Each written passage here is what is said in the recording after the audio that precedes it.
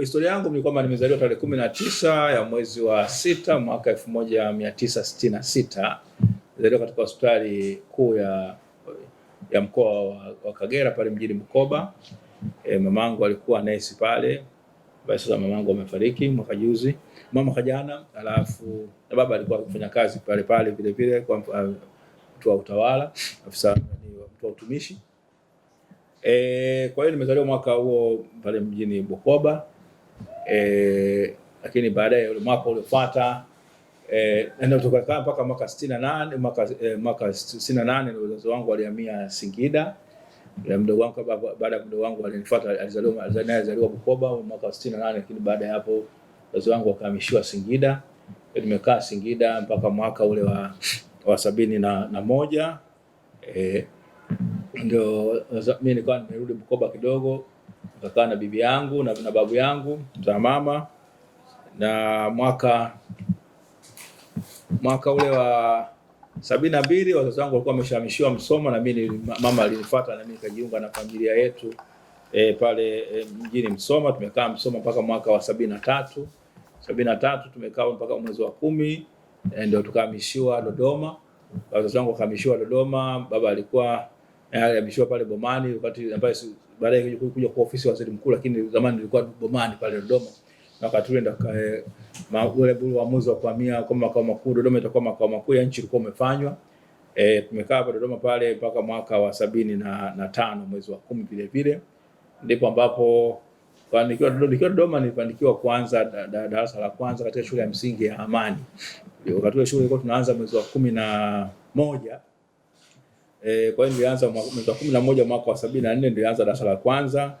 Tukakaa mpaka mwaka uliofuata ule tukahamishiwa, wazazi wangu wakahamishiwa Njombe. Tulihamishiwa Njombe, kwa hiyo mimi nikahamia shule ya msingi Mpechi, ndio nilianza darasa la pili pale mpaka la 3. Kusoma la pili na 3 ule mwaka wa 76 na 77. Na mwaka wa 77 tukahamishwa kutoka pale Njombe tukahamia Mafinga, mradi wa Mafinga katika wilaya ya Mfindi mkoani Iringa. Tukakaa katika ule pale eneo la Sauhili pale, baba akawa anafanya katika ule mradi wa misitu wa Sauhili. Tulikaa pale mpaka baba alipostaafu mwaka wa 85. Lakini mimi nilianzia darasa la 4 pale shule ya msingi EF iko pale Sauhili mpaka nikamaliza la 7.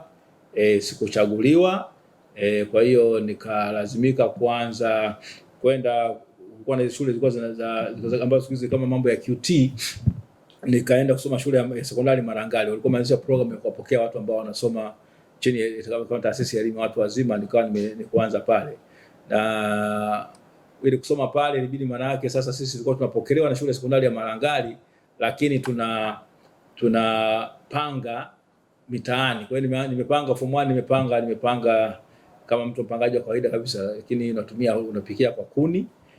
Na kutoka pale Mbaramaziwa ambayo ni junction kutoka kama unaelekea barabara kuu ya kuelekea Makambako au kuelekea Njombe na Mbeya au kuelekea Zambia, kutoka pale Mbaramaziwa kuelekea Marangali ni kilomita 18.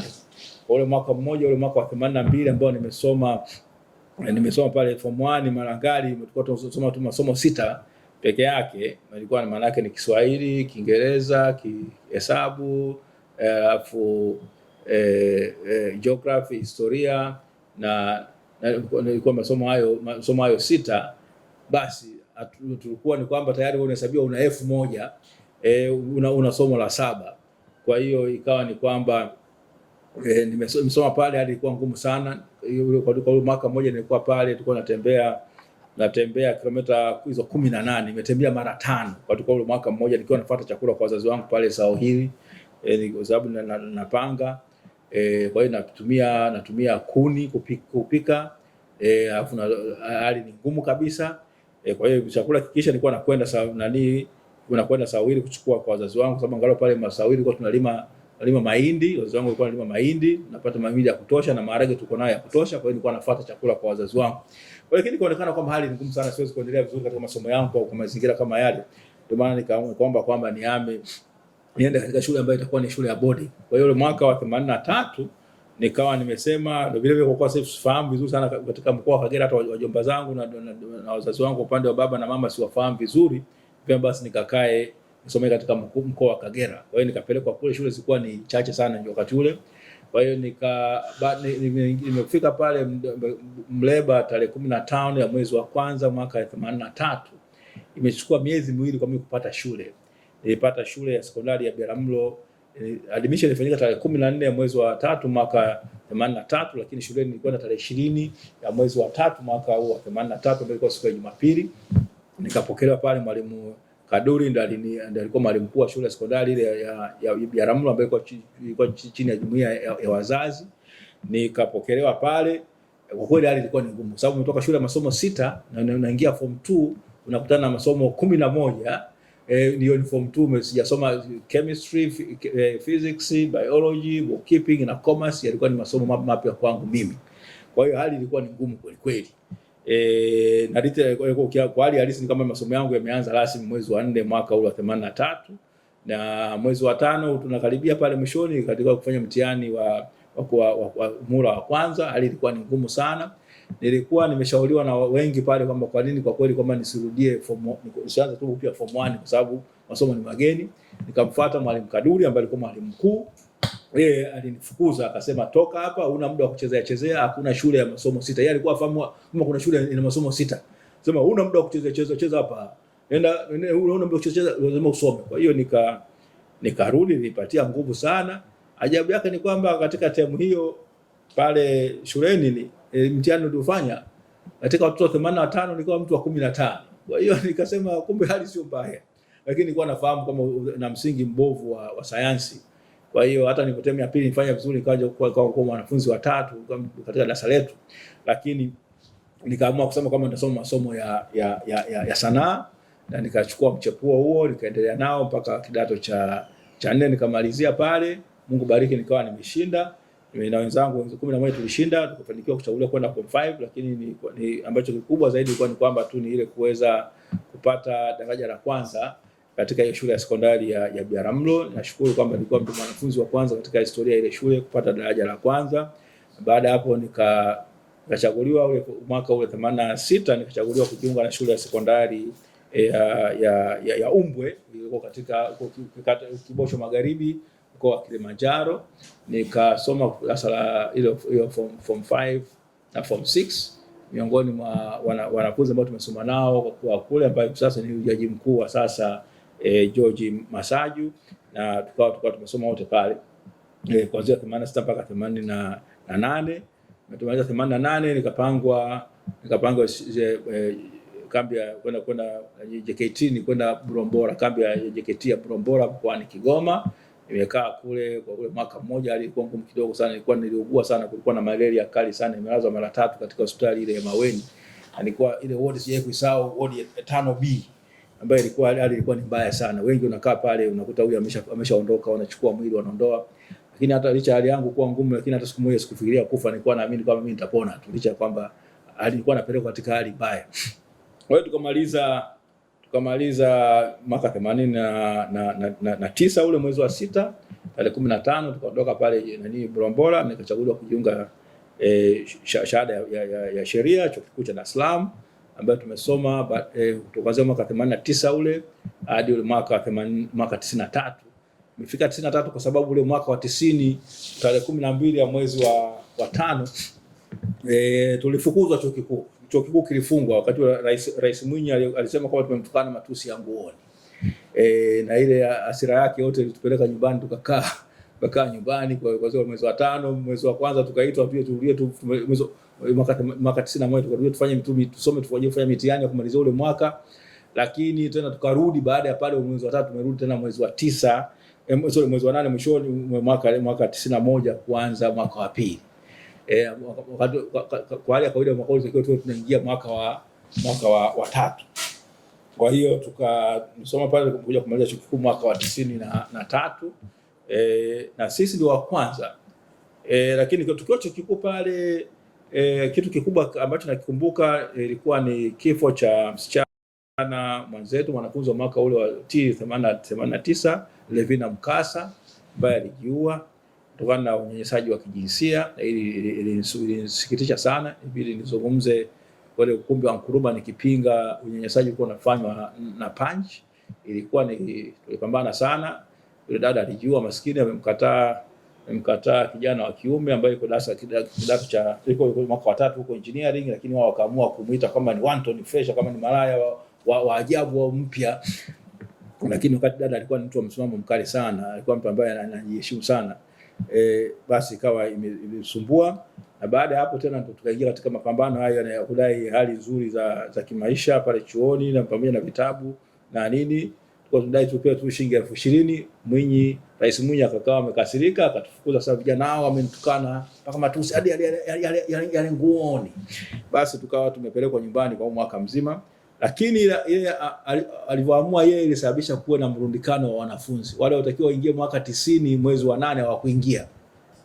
Kwa hiyo wale wa 91 wakawa ni miaka miwili imekutana, wanatakiwa waingie. Ni kama ambavyo itatokea changamoto hii mfumo mpya wa elimu ambao unatakiwa kuanzishwa kwa hiyo mwaka 2027, kutakuwa na mrundikano. Wale wa darasa 6 na wale darasa la 7 wote wanatakiwa waingie kidato cha kwanza. Kwa hiyo hali itakuwa kama hiyo. Kwa hiyo nadhani serikali kama wanajiandaa vizuri sasa hizi katika kuhusiana na changamoto kama hiyo. Kwa hiyo na sisi tukapata changamoto hiyo. Wengine ambao tulikuwa nao sasa nadhani ni mawaziri ambao waliathirika kutokana na ule uamuzi. Mwaka 92 tena akatokea mtu mmoja anaitwa Kitwana Kondo, alikuwa ni mwenyekiti wa bodi ya Australia ya taifa ya Muhimbili, akaamua kuwaweka ndani madaktari 101 wa Australia ya Muhimbili. Sisi kama wanafunzi wa chuo kikuu tukubaliana na hilo, tukaamua kuandamana kutoka pale chuo kikuu, tukazuiwa na mapolisi na nini, lakini tukatoka pale, kila mtu akatawanyika kwa njia yake, tukaenda Muhimbili. Muhimbili tukakuta madaktari na manani wako na manesi wengine ambao walikuwa hawajashiriki ndani, wana kwenye kikao, tukavamia kikao chao kile na kusema tunaandamana. Sasa tunaandamana kuelekea wapi? Wizara ya Afya. Sasa serikali ya watu wa FFU wakarundikwa pale Wizara ya Afya. Sisi kiongozi wetu alikuwa anaitwa Arun Kimaro, Mungu amrehemu, ameshafariki. Akasema hapana, tunaelekea Ikulu. Kwa hiyo tukaandamana kuelekea Ikulu. Wakati huo Rais Mwinyi yuko Zambia, Waziri Mkuu Marechera yuko Dodoma. Hapa Ikulu amebakia mzee Paul pia na nani, mzee Paul pia na Sherukindo. Hao ndio walikuwepo. Tukaambiwa basi tuweze kuingia Ikulu, watapeleka watu watatu. Kwa hiyo tukampeleka Profesa Agostino Shaba, Arun Kimaro na Mbatia. Basi ndio akaweza kwenda kuzungumza kule. Mwisho wa siku ikaonekana kwamba serikali imeridhia madai yetu. Wale madaktari 101 wakaamrishwa kwamba wakasema wanaachiwa huru. Walikuwa mpeleka Ukonga. Madaktari wanaamua anaweka na peleka Ukonga 101. Wameweka Ukonga, mwafunga kule. Alafu sisi tukaandamana. Sisi tukadai kwamba maandamano yetu yatangazwe kama ilikuwa maandamano halali kabisa. Tukatangazwa kama ni maandamano halali. Tukaendelea. Baada ya hapo tukarudi chuo kikuu, kisha tukaendelea kikao kingine, tukasema tunataka cost sharing ifutwe. Tukampatia Rais Mwinyi siku 7. Akatoka huko Mwinyi haelewi, akaamua kutushughulikia baadaye, nikawa miongoni mwa wale ambao walisimamishwa masomo mwaka huo. Lakini nilipoteza kama wiki 6 hivi. Lakini zangu wengine walipoteza, kama Kaiza alipoteza muda wote mwaka mzima. Mbatia na wengine, Mbatia, marehemu Kaishozi, marehemu Omari, wale wote walifukuzwa moja kwa moja, na Arun Kimaro rais wetu akafukuzwa. Kwa kweli katika wale 10 walifukuzwa, wengi wameshatoka. Sasa tumemaliza chuo kikuu mwaka 93 ile. Sisi tulikuwa wa kwanza kuambiwa kwamba tuende tukajiajiri, hakuna ajira.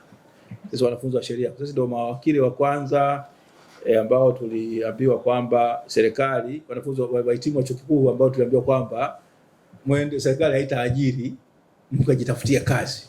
Kwa hiyo mimi ni miongoni mwa wale mawakili wa kwanza ambao tulikuwa kwenda kuwa makarani wa mawakili.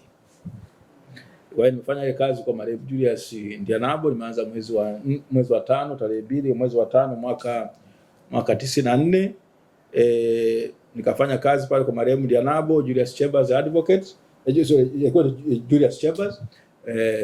Basi nikaweza kufanya kazi pale kwa mwaka 95 mpaka 94 95. Ndio tarehe 15 ya mwezi wa 12 mwaka 95 ndio nikaapishwa kuja kuwa wakili. na mtu ambaye nilikuwa nikijiandaa naye kufanya katika mtihani ule uwakili kwenye ambayo mbele ya baraza ile la sheria, alikuwa ni sasa hizi nani Victoria Makani, ambaye nilijiandaa kwa muda kama wiki 2-3, sababu nilikuwa nimechelewa kupeleka jina langu, ilazimisha nikate rufaa kwa Jaji Samata kwamba kwa nini jina langu alijapelekwa mara 3. Ilikuwa 94 sikuitwa, mwezi wa 3 95 sikuitwa, mwezi wa 5 95 sikuitwa, na wakati ule ilikuwa ni kwamba uapisho ni mara moja tu, kwa hiyo sikuweza kuitwa. Nilipoambiwa mara ya 94 hamna shida, 95 mwezi wa 3 nikasema hamna shida. Ilipofika mwezi wa 5 ilikuwa ni mara ya mwisho, kama hujaapishwa hujafanya mtihani mwezi wa 5 hauwezi kuapishwa bila usubiri mwaka mwingine. Kwa hiyo sasa mimi nikakata rufaa. Jaji kiongozi wakati ule alikuwa ni Jaji Samata. Jaji Samata akaitisha, akataka kujua kwa nini wale wanaohusika na mafaili ya jina langu halijaingizwa. Nikatoa maelezo yangu, na yule alikuwa anahusika kule, alikuwa afisa mahakamani pale, akatakiwa naye aeleze maelezo yake. Jaji Samata akaamrisha kwamba ni jina langu liingizwe na nifanyiwe interview. Kwa hiyo nikafanya interview, nikubariki, sikukaa, nilikuwa na vizuri tu, nika ndani ya dakika 45 nilishamaliza, nikaambiwa kwamba nimeshinda mtihani. Kwa hiyo tukaja tukaapishwa mwezi wa 12, tarehe 15 mwezi wa 12 mwaka ule wa 95. Tulikuwa tunatakiwa tuapishe mawakili 54, lakini bahati mbaya mwenzetu mmoja alikuwa anakaa Songea, anaitwa Ndunguru, jina lake kwanza sifahamu, kwa hiyo kile alikuwa anaitwa Ndunguru. Alitakiwa asafiri kutoka kule Songea kuja Dar es Salaam kuja kuapishwa, akiwa njiani alipata ajali akafariki. Kwa hiyo tukaapishwa mawakili tulikuwa 53, na ile idadi ilikuwa ni kubwa sana kwa wakati ule, ambayo ilimfanya Jaji Mkuu ya Nyalali aamue kwamba basi uapishwa mawakili utakuwa ni mara 2 badala ya mara 1 kwa mwaka. Kwa hiyo wenzetu wengine wale walikuja kuapishwa mwezi Juni mwaka ule wa 96, wale ndio wa kwanza kuapishwa mwaka 96, akiwemo Jerome Msemwa, marehemu Michael Ngalo, bwana nani huyo kwa Lawrence Masha au Masha, na wao kwa kwanza hapo. Sasa kwa hiyo baada ya hapo, lakini kuanzia ule mwaka 94 nilishirikiana na wenzangu marehemu Vincent Shauri ambaye amefariki mwaka 2006, na mbe tuliapishwa pamoja mwaka huo tarehe 15 mwezi wa 12 mwaka 95. Na sasa mwingine tena ni marehemu ni Michael Ngalo. Wao walikuwa wenzangu, baada ya kumaliza chuo kikuu waliamua kubakia chuo kikuu kusoma, wakaendelea na masters. Mimi nikasema hapana, nilikuwa akili yangu ilikuwa inaniambia kwamba lazima nisome masters nje. Nilikuwa nimekataa kusema kama sitasomea masters nje, basi nitabakia na degree yangu moja na itatosha. Kwa hiyo tukawa baadaye tumepata wakati ule 94, kabla sijaanza kazi kwa marehemu Dianabo, nimekuwa mtafiti msaidizi wa Profesa Anna Tibaijuka, ambaye pia ni mama yangu mdogo. Sasa alikuwa na research zake anafanya, na watu fulani kutoka Marekani wamekuja kutoka World Resources Institute, na mimi wakawa wameniona pale nafanya. Wao ni mmoja wako ni mwanasheria, amefanya kazi sana huko Filipino, ndio akawa ananiuliza kama na marks nzuri. Nikasema ndio nazo nzuri, lakini je, kuna taasisi kama ya wanasheria ya mazingira haikuwepo? Kwa sema kwa nini msifikirie kuanzisha taasisi hiyo? Nikasema lakini wenzangu ndio nao Mariam Shauri na Michael Ngalo, sasa wao wamefanya research yao ya mwaka wa 3 wa sheria katika bonde la Msimbazi, ule uchafuzi wa bonde la Msimbazi. Wakati huo kulikuwa na SUKITA, viwanda vingi vilikuwa vinatiririsha maji pale. Sasa basi itakuwa ni wazo zuri, basi tukaenda tukafuata wenzangu hao, tukapewa ile wazo kuona tuanzishe kitu kizuri cha kuanzisha taasisi inahusika na masuala ya mazingira. Na baada ya hapo tukasema kwa tupate na watu wengine zaidi tuongezeke, tukawa marehemu Rutema, Profesa Amudi Majamba, Deogratias Siringia, akina Peter Swai, tukawa na kina Msuya, Elisa Msuya na wengine wengi tukawapata, ndio tukawa tumeanzisha Lawyers Environmental Action Team, taasisi ambayo ipo mpaka hivi sasa. Kwa hiyo tulianzisha ule mwezi kama mwezi wa 3 mwezi wa 4, hatukuandika vizuri kumbukumbu, lakini mpaka wakati ule South Africa Kusini wakina Mandela anakuja kuapishwa, hii taasisi tulikuwa tumeshaianzisha, na tukaja kutasajiliwa tarehe 22 ya mwezi wa 5 mwaka 95. Lakini taasisi imeanzishwa 94, usajili umekuja kupata 95 kule Wizara ya Mambo ya Ndani. Tukaendelea na hiyo taasisi, na nilikuwa nipata bahati ya kuweza kuwa mkurugenzi wake, kufanya kazi nyingi sana. Ule mwaka wa 98 ndio Lissu akawa amejiunga na sisi, tukashirikiana kufanya kazi na yeye. Baadaye mwaka 99 tukamtuma kwenda Marekani, alifanya kazi nzuri sana ya utafiti kuhusiana na masuala ya madini. Kwa mikataba mingi tulikuwa tumepigwa na yale mauaji ya Bunyahuru, baadaye katika tafiti zile tulikuwa tumeyasikia, tukafanyia kazi kubwa kuanzia 2000 tukaanza kuyatoa nje kama tunadai uchunguzi huru. Kwa tumeanza kudai uchunguzi ule kwa mwaka ule wa 2000, lakini